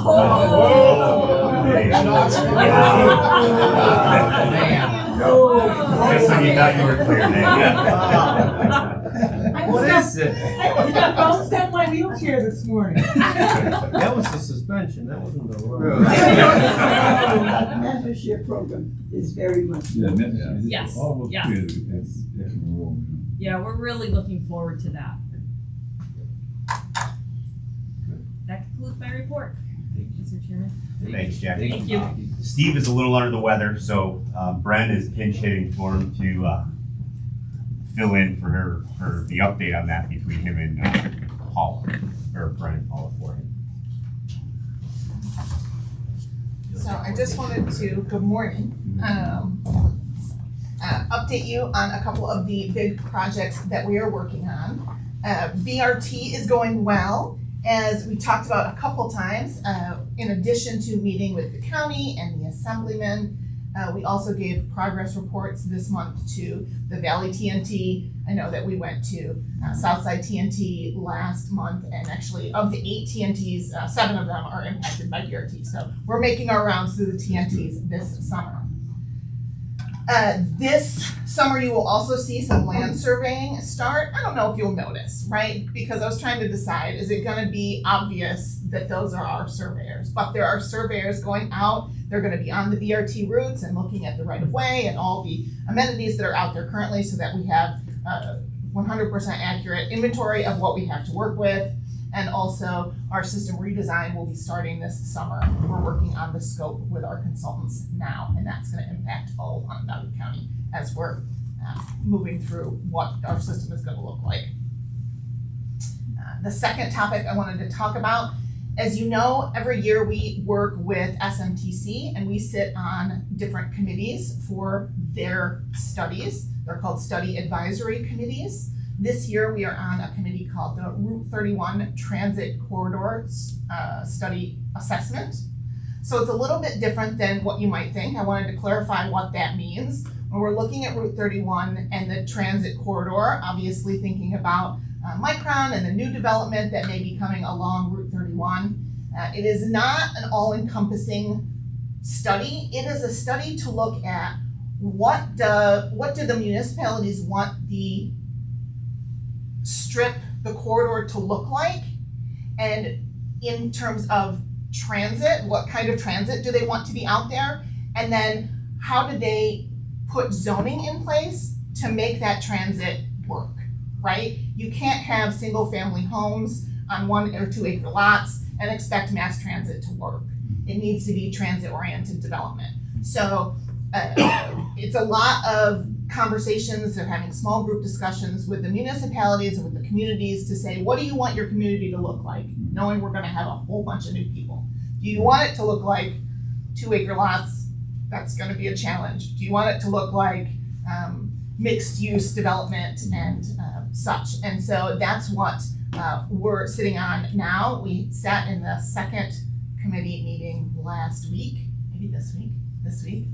And it's a really good conversation. I think it's a great committee for us to be sitting on, obviously, so that we can understand what the communities want to look like and how we can support that in our transit.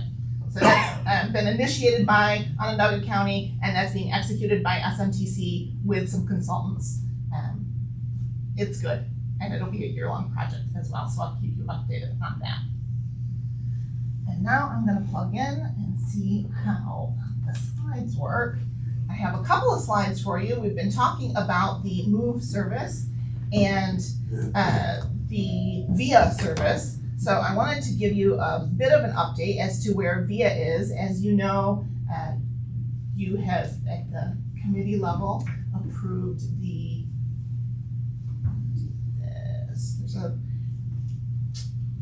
there's a little button that I can't see behind that chair. Can we move that chair? I'm so sorry.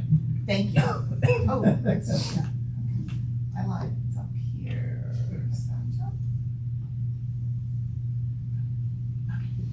So, as you know, we've been talking about VIA and how they are going to hopefully go into paratransit. And so I wanted to give you a performance review as to how VIA's technology is working in MOVE in Rome.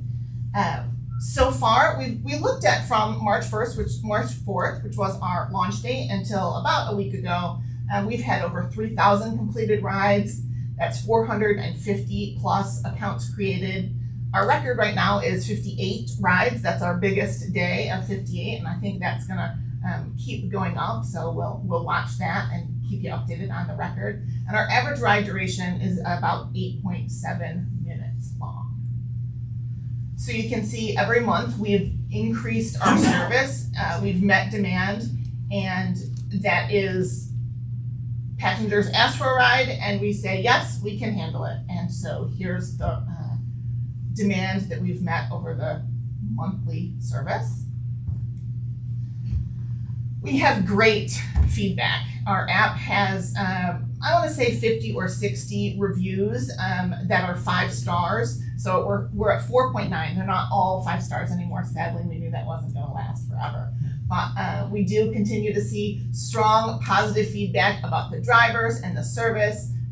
Here's an example of the driver was extremely pleasant, and so was the ride.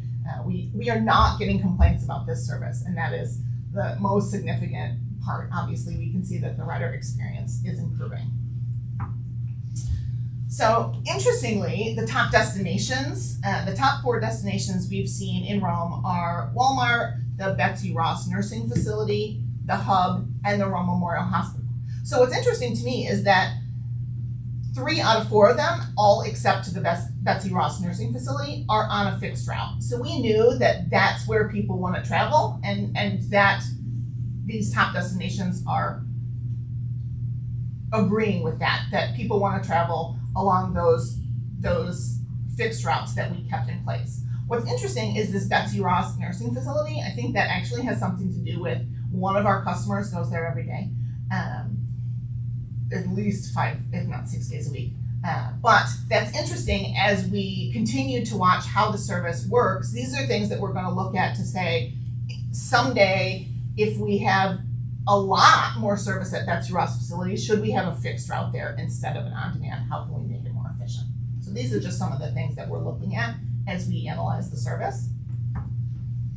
And then we also wanted to look at how the Hub is going. So, we gave that $1 option. So if folks wanted to ride to the Hub and get on a fixed route, they could continue to do that for $1. You can see from the Hub is about 17%, to the Hub is about 15%. So we've got about 30% of riders that are going to the Hub. But still, 70% of riders are saying, I'm willing to spend the extra $4. I want to go directly to my location. And that's an interesting thing for us to watch as well. How do you get 30%? Well, I added 17 plus 15. I got 32. My math's not perfect. Aren't some of those the same people? Yes, but they are individual trips. Okay. So I'm counting 30% of trips. Okay. Yeah, you're right, not people. And then we talked about how when Para gets this VIA technology, that it will be more efficient for our call center. Right now, we've got about 47% of our rides are still going through agents, about 53% are going through the app. So as people get more comfortable with the app and we go out and continue to do our outreach to the community centers and apartment complexes and such, I think we're gonna see that mobile application number rise. And even so, if 50% of our paratransit riders can use the mobile application, that's a huge plus. And hey, that's it. Any questions? Good job. And then I'm just gonna ask Paula Coutron to come up and talk about our ridership.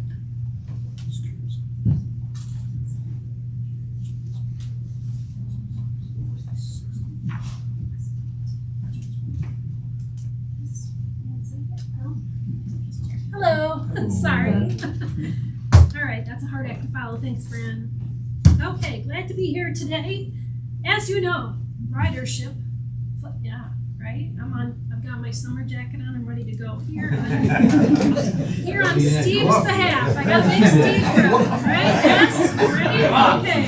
Ooh, take a breath. Right. I know. Sorry, I haven't seen you guys in a year, so I'm a little worked up. Okay. As you know, ridership will fluctuate over the course of the year. So, I am here to let you know today that our system-wide ridership has decreased slightly, just under 2% compared to May of 2023, but do not fret, okay? Because it is mainly due to our City of Syracuse contract services, which, as you know, fluctuate with the season. So, Syracuse City Service overall saw a decrease of 3.9% in May. We lost some high school ridership because there was an extended school break during Memorial Day. And we lost ridership in the SU area due to operating more days of that limited summer service this May compared to last May. And as you know, SU is continuing to operate more of their own trolley service during the summer session, so we don't have as many riders as we would have in previous years.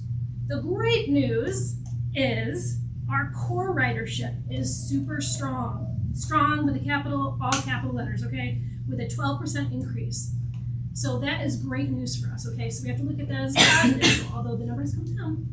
It's really a false decrease because it's contract service, not the people who depend on our service every day, right? Yeah? Good. So, we also saw city ridership increases in Auburn and Oswego by 8%, in Fulton by 21%, and Utica by 12%. Rome, we did see a decrease of about 15% as we continue to see more of those one-seat rides replacing our two-seat rides with the MOVE program and our more efficient service that's operating in Rome where people can go from the 2 to the 5 to the 6 and back and forth without having to transfer the way they used to. And because I've got your attention, I just want to remind you that our popular amphitheater shuttle service resumed on May 21st, okay? Service operates from Warren Street, across from the downtown transit hub, to the front circle of the amphitheater for all shows, approximately 2 hours before each event, and ends approximately 30 minutes after. We operated 3 shuttles so far in May, totaling just over 1,400 rides. We have 3 events over the course of the next week and 15 more after that. If you want information, it can be found on our website, but this is a great resource for you and any of your constituents to know about. And, just a reminder, we are continuing to operate our seasonal service to the Lakeview Park and main gate of the fairgrounds. Yes, that is on the SY 682, has trips leaving the downtown transit hub between 9 a.m. and 5 p.m. on Saturdays, Sundays, and holidays. It is an affordable way to enjoy the park and events at the fairgrounds this summer, so spread the word. This concludes our ridership report. Do we have any questions? Do you sell houses?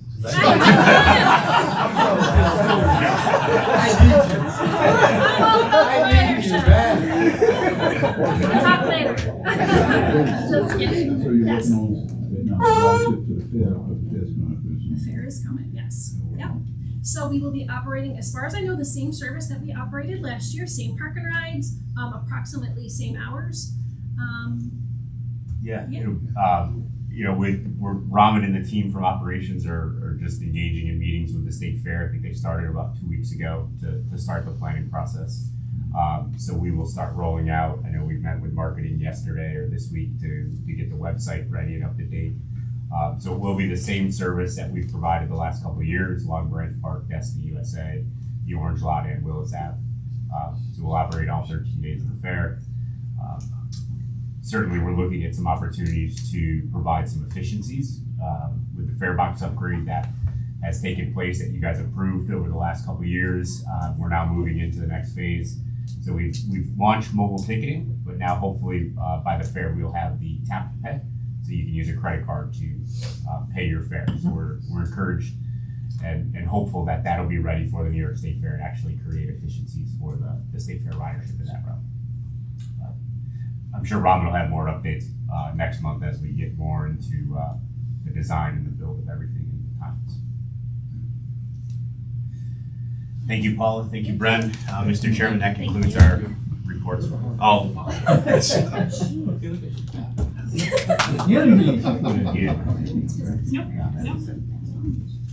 Okay. You wanna report one last one? Okay, we'll move right into audit and finance. We've discussed this, in detail in committee, so we'll do this fairly quick. We had a motion to approve the draft, financial statements and supplemental reports. Greg Evans gave a great report by God, of the biggest thing I think we take away from it is that the numbers that we see throughout the year are the right numbers. That's the biggest thing with an audit, because I always say an auditor should only tell me what I already know. And if I don't know that, I shouldn't be in my position. So, with that being said, committee made a motion to the full board for approval. May I have a motion? Julia, second. Darlene, any discussion? All in favor? Aye. Then we had a motion with the summary financial information of the 2800 annual report, where we take this information and we put it into this place for the state. Motion was made to bring this to the full board to be approved. May I have a motion? Okay, Tina, second. Darlene, any discussion? All in favor? Aye. The annual PAL 295 investment report and investment guidelines. Once again, Melissa gave a report on that. We seem to be doing things the right way, and we'll continue to do things the right way, and we'll continue to make money on our money. With that being said, motion was made to bring it to the full board for approval. May I have a motion? Neil, second. Luella, any discussion, all in favor? Aye. Guidelines regarding the disposition of property. A few people in the audience want an old bus to live in, so we're gonna figure that out. So that came forward, we approved it. May I have a motion, please? Tina, second. Neil, any discussion, all in favor? Aye. Caitlin, came forward with too much today. One was the procurement report, which was too much and too little. Too little being how the font was, you kept reading. I've made it bigger throughout the year. I know. Every year just push it another one, okay? That report was accepted, and we had a motion read to the full board. Julia, second. Darlene, any discussion? All in favor? Aye. Our procurement manual, we made updates there. There was a 5? Yep. Right, yeah, so some of the threshold for purchasing of individuals here, which, I think was, some of it was overdue, 2007, that was just, 2 years ago, yes. With that being said, we accepted that. We made a motion to bring it to the full board. May I have a motion? Tina, second. Darlene, any discussion? All in favor? Aye. Okay, resolutions, annual subsidiary payments, fairly standard, resolution 3A, motion was made to approve that. May I have a motion? Tina, second. Julius, any discussion? All in favor? Aye.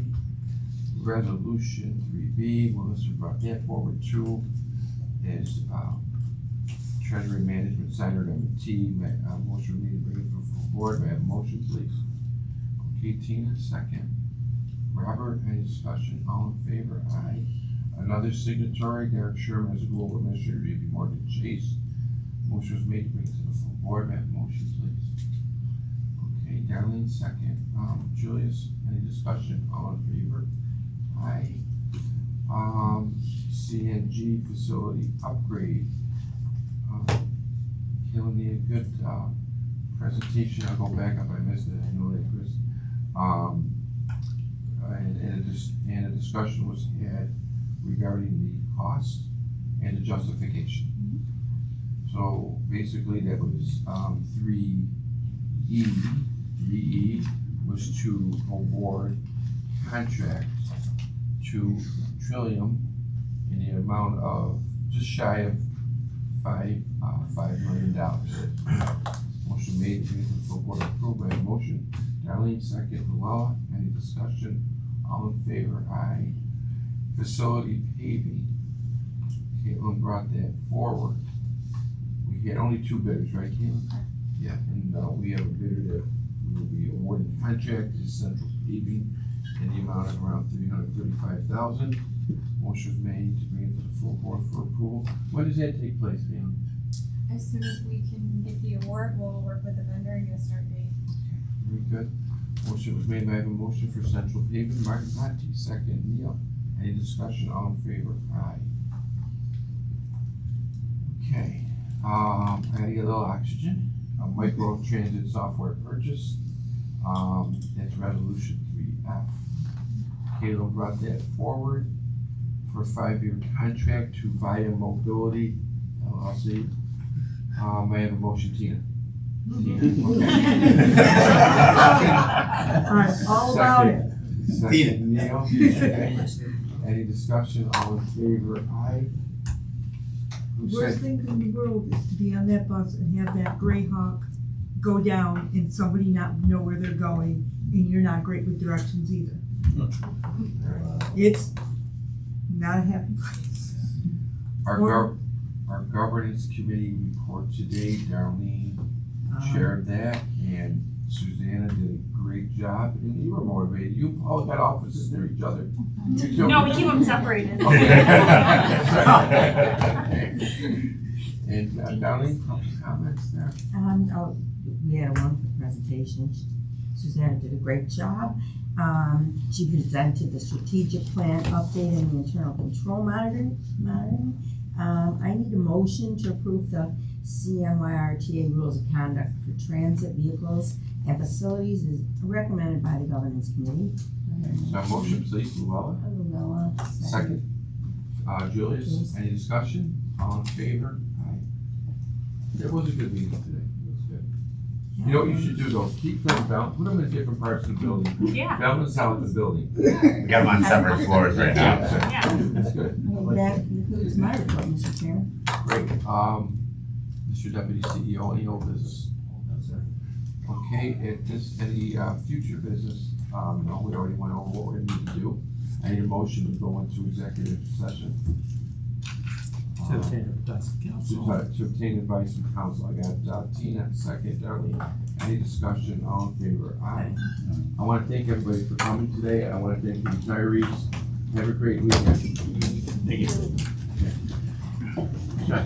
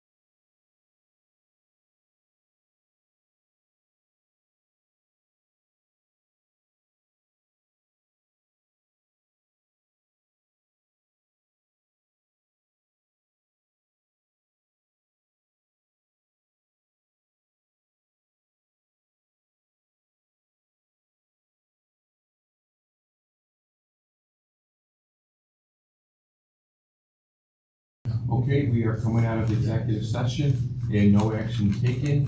Meeting's adjourned. Everybody have a great weekend.